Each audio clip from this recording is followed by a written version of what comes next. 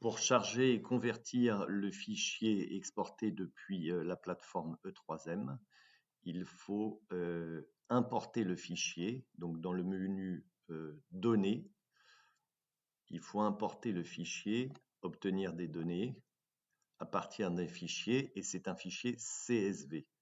Donc on va charger le fichier CSV. Voilà, je prends le fichier que j'ai récupéré depuis la plateforme 3M en format CSV.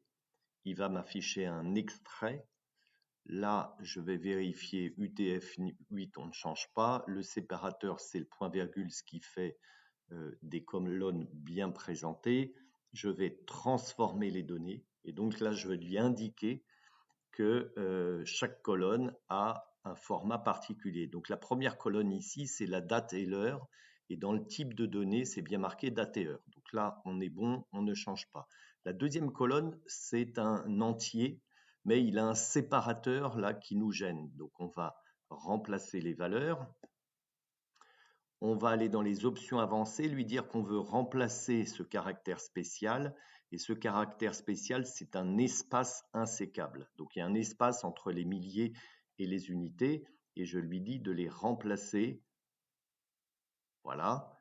Et ensuite, je lui indique que cette colonne, c'est un nombre entier. Donc ça, c'est important. De cette manière-là, on voit que Excel reconnaît un nombre entier. Je fais la même chose avec les autres colonnes si c'est nécessaire. Donc il faut remplacer les valeurs. À nouveau, des options avancées, remplacer à l'aide d'un caractère spécial qui est l'espace insécable.